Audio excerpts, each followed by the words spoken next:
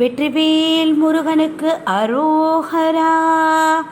வேலும் மயிலும் சேவலும் துணை, வேலும் மயிலும் சேவலும் துணை, வேலும் மயிலும் சேவலும் துணை, வேலும் மயிலும் சேவலும் துணை, வேலும் மயிலும் சேவலும் துணை, வேலும் மயிலும் சேவலும் துணை.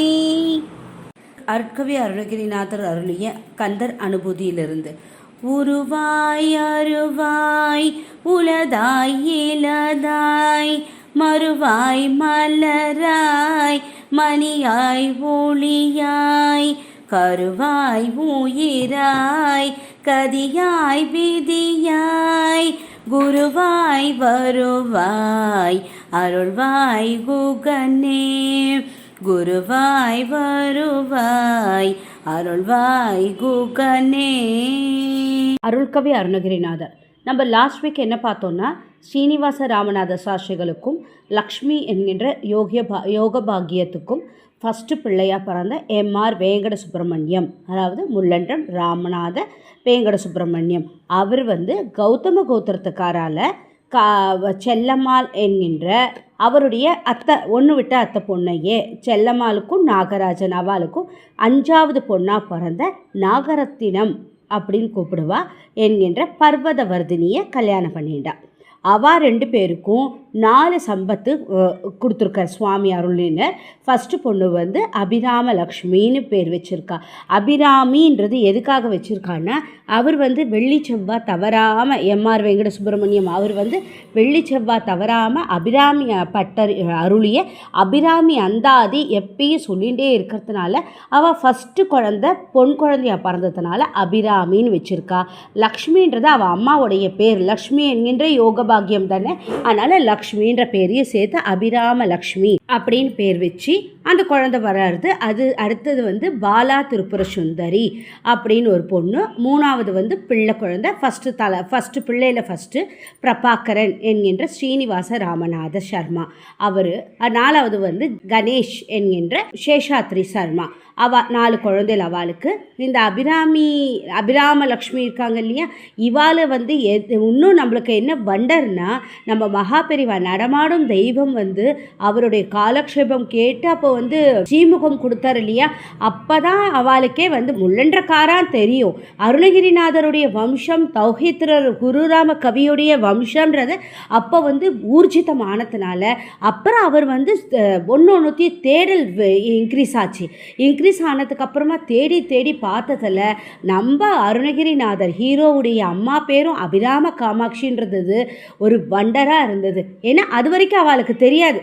4 fathers, ஒரு 3 தலைமுறை மேக்ஸிமம் 7 தலைமுறை வரைக்கும் தானே ஞாபகம் வச்சுப்பா. அதுக்கு முன்னாடி இல்லையா இவா ஒரே ஆச்சரியம் மேலே ஆச்சரியமாக இருந்தது. அதே மாதிரி அவளுக்கு அப்படி இருந்தது. இவா குழந்தைகளோட பேர் ஃபஸ்ட்டு பொண்ணுக்கு கல்யாணம் பண்ணி கொடுத்தா அம்முண்டியை சேர்ந்த, அதான் நம்ம முள்ளன்றத்துக்கு பக்கத்துலேயே அம்முண்டின்னு ஒரு கிராமம் இருக்குது, அந்த ஊரை சேர்ந்த ஆத்ரேய கோத்திரத்தை சேர்ந்த சங்கர நாராயணா அவருக்கு கல்யாணம் பண்ணி கொடுத்து அவள் செட்டிலானா. அவளுக்கு 2 குழந்தைகள், ஒரு பொண்ணு ஒரு பிள்ளை. அவளாமும் படிச்சு இருக்கா. 2வது பொண்ணு இருக்கா இல்லையா, பாலா திரிபுர சுந்தரி என்கின்ற மரகதாம்பாள். அவங்களுக்கு எப்படின்னா, அவளுக்கு பிளட் டிஸார்டர் கேஸ் ஆகி அதனால் அவளுக்கு டாக்டர்ஸ் கல்யாணம்லாம் பண்ணக்கூடாதுன்னு சொல்லிட்டு ஆத்தோடு தான் இருக்கா. 3வது ஸ்ரீனிவாச ராமநாத சர்மா என்கின்ற பிரபாகரன். அவர் பிஹெச்டிலாம் பண்ணிவிட்டு இப்போ சிரோன்மணியாக அஸ்ட்ராலஜியில் சிரோன்மணியாக இருந்துட்டு வேலைக்கும் போயிட்டு பண்ணிட்டு இருக்கார்.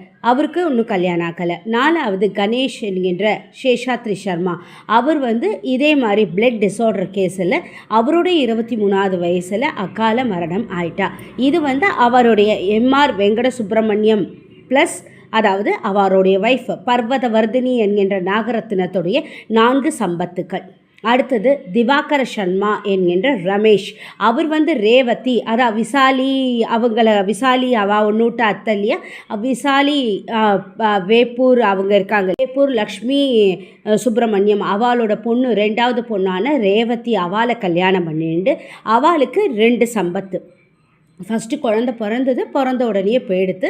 ரெண்டாவது வந்து பொன் குழந்தை பிறந்தது, பார்கவி அப்படின்னு பேர். ரெண்டாவது குழந்தைக்கு மூணாவது, அதாவது பிறப்பில் மூணாவது குழந்தை பவதாரிணி.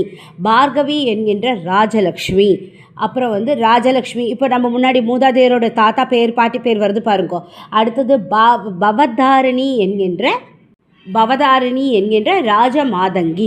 அவள் 2 பேருமே சூப்பர் டூப்பராக படிச்சுட்டு இப்போ பார்கவி என்கின்ற ராஜலக்ஷ்மி வந்து சிவா என்கின்ற சுவாமிநாதன் அவரை கல்யாணம் பண்ணிட்டு அவள் வாழ்க்கை செட்டில் ஆகிருக்கு, நல்லபடியாக இருக்கா. இந்த பொண்ணு வந்து 2வது பொண்ணுக்கு வந்து வரன் பார்த்துட்டுருக்கா, படித்து இப்போ தான் முடிச்சிருக்க குழந்தை பண்ணிட்டுருக்கா.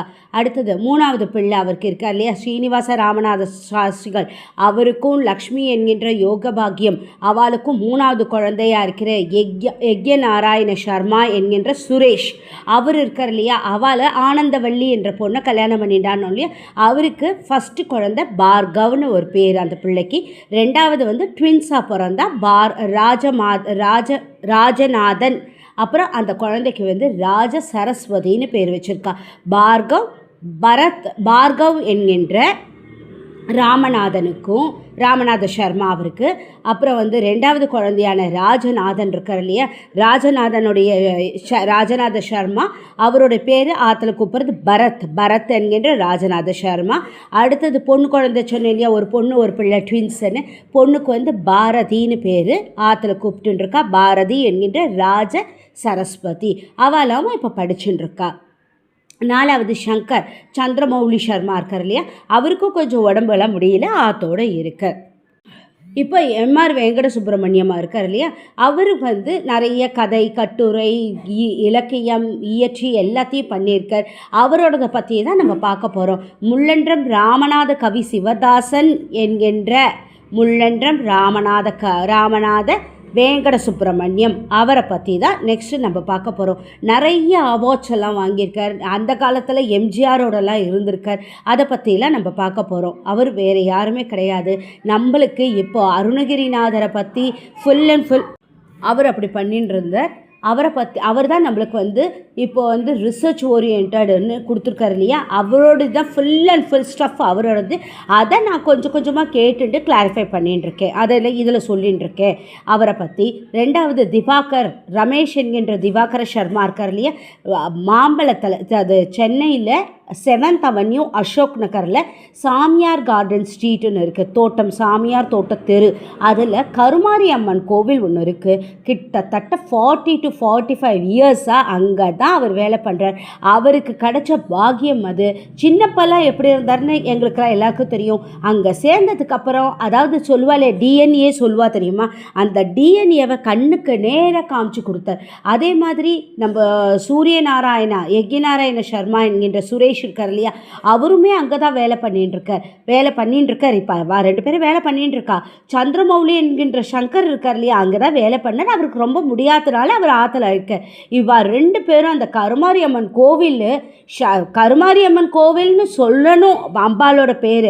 ஆனால் ரமேஷ் வேலை பண்ணுறாளே அந்த கோவில்னு சொன்னால் தான் அங்கே இருக்கிற சுத்துமட்டு வாழ்க்கெல்லாம் தெரியும். நான் இப்படி சொல்கிறத வந்து அவளை பெரிய இதுவாலாம் நான் சொல்லலை, இருக்கிறபடிக்கு நான் சொல்லின்னு இருக்கேன். அவ்வளோ, அதாவது அந்த மக்கள் வந்து அங்கே இருக்கிறவால ரொம்ப அந்யோன்யமாக ஆத்து மனுஷா மாதிரி. முன்காலத்தில் நம்மள எப்படி பக்கத்தாத்துவால அத்தை மாமி மாமா சித்தி பெரியம்மா அப்படி தானே சொல்லுவோம். இப்போ கூட அவள் வந்து எப்படி பண்ணுறான்னா, அந்த கோவிலில் கருமாரியம்மன் கோவிலில் ஸ்ரீ கருமாரி திரிபுர சுந்தரி ஆலயம், அந்த கோவிலில் ஒருத்தர் வராள் இல்லையோ, அவளுடைய கோத்திரத்தையும் அவாத்து மனுஷாளுடைய நட்சத்திரத்தையும் இவள் ஒரு தடவை கேட்டுன்ற உடனே டக்கால் அவளை பார்த்தோன்னே அர்ச்சனை அம்மாட்டி இவாளே போய் பண்ணி கொடுத்து இதானம்மா உங்களுதுன்னு அப்படி சொல்கிறா. எதுக்கு நான் இந்த எக்ஸாம்பிள் நான் சொல்கிறேன்னா, அவளுடைய புத்தி கூர்மை, அவளுடைய மெமரி பவர்.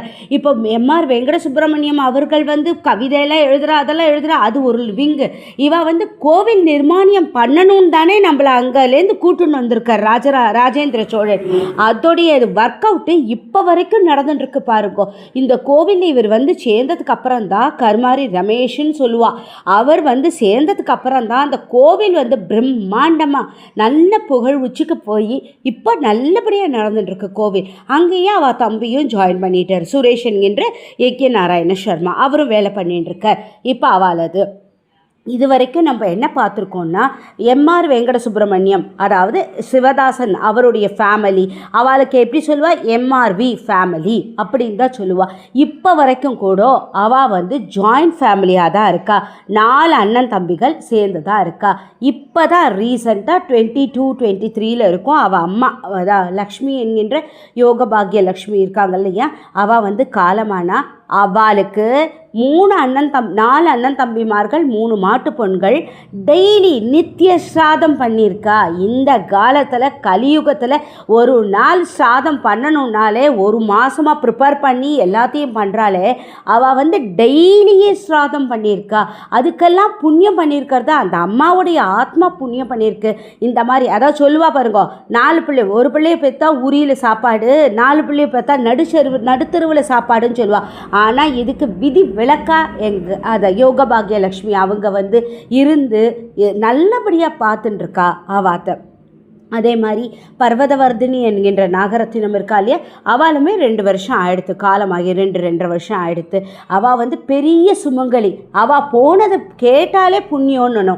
ஏன் சொல்கிறேன்னா, அவள் வந்து கரெக்டாக எம்ஆர் வெங்கட சுப்பிரமணியம் அவருடைய 71 வயசு முடிஞ்சு 72வது வயசுக்கு பீமரத சாந்தி ஷஷ்டியப்தை பூர்த்தி பண்ணிக்கல. அவளுக்கு ஏதோ இடைஞ்சல் பண்ணிக்கல, பீமரத சாந்தி பண்ணிண்டா.